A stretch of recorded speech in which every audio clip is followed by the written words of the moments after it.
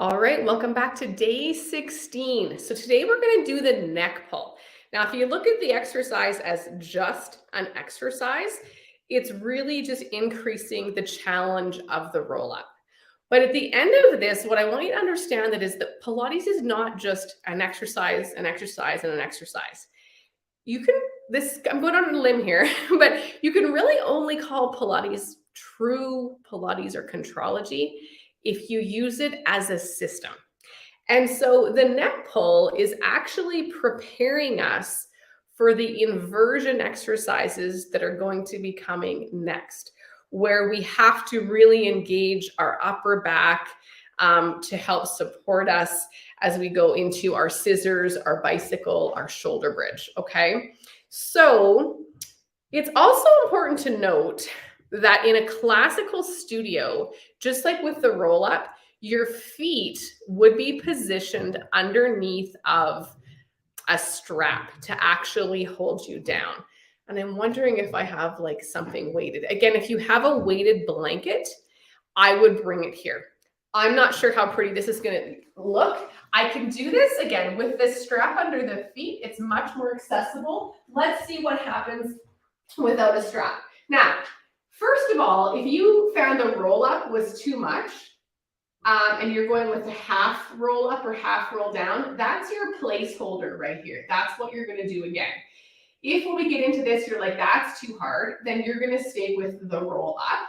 So in fact, let's take a second and let's just warm this up. Maybe this is more for me than you, I don't know. So let's sit tall, okay, on our sit bones, sit up nice and tall. Find your breath here for me.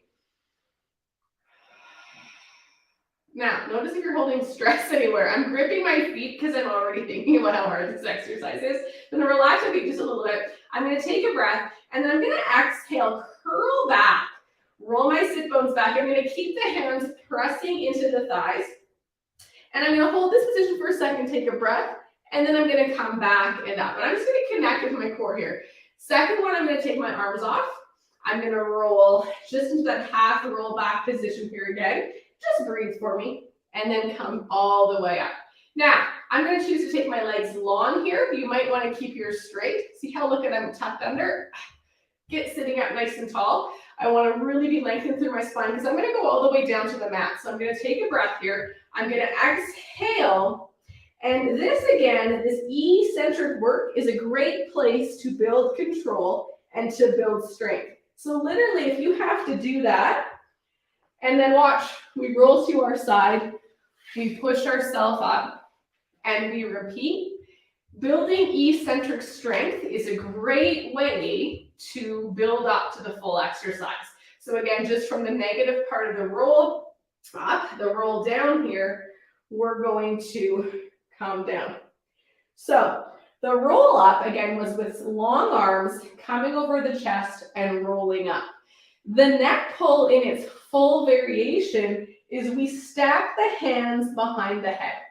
Okay, so we're in this position, but what you want to think about doing now is pressing. Notice, just relax for a second actually, and then notice if you push the back of your skull into your hands, you might notice that your upper back engages just a little bit.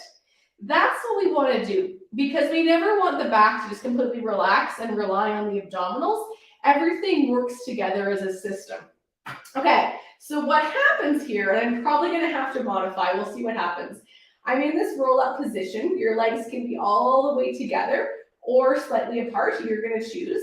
Now, I'm looking up at the ceiling. As I inhale, I'm going to nod the chin, create some length in my back. I'm going to start to curl the head, neck, and shoulders off the mat. Now here, let's just take the arms and reach them forward to get through that sticky spot. Put the hands back behind the head, and then roll all the way back. But continue to press the back of your skull into your hands, and then curl down once, curl down twice, curl down 3 times, pressing the skull into the back of the hands. Sit up nice and tall, and then try to curl your pelvis under you. Look forward, hold this position. Right about here, I think I just get nervous. So I'm going to reach my hands forward to help myself until I get through that sticky spot and place my hands back behind my head. Now, if you could keep your hands there the whole time, great. I can't. I've been doing this for 20 years. Okay, so we're gonna see what happens this time again. And the neck pull, but do not pull on your neck. It's more like you're pressing the neck or the back of the skull into the hands, okay? We lengthen the neck, and we curl up. Don't hold your breath like I just did. Get those hands back behind you when you can. Curl over the legs, curl over the legs, curl over the legs. Sit up nice and tall all the way, and then roll yourself back. Now, if your legs are lifting off the mat, again, that's where you would see if there was a weighted blanket or something on your legs, it's gonna help you a whole bunch, okay? Now we're gonna do this one more time. So we're gonna nod the chin, curl off. I'm gonna reach the fingertips forward, plug the shoulders into the sockets, come up through that sticky spot, bring my hands behind my head. Gonna do these 3 little pulses forward and sit up nice and tall. So it's a bit of a modification. I think you really have to choose the variation that's safest for you. Now, I only did 3. Literally in a class, we do 3 to 5 repetitions. That's all we do because we move through them quite quickly. And I do Pilates super slow because I'm all about activate, breathe, control, right? You really want to get those principles. Okay, so tomorrow we are going to look at scissors and bicycle, okay? So get ready for that.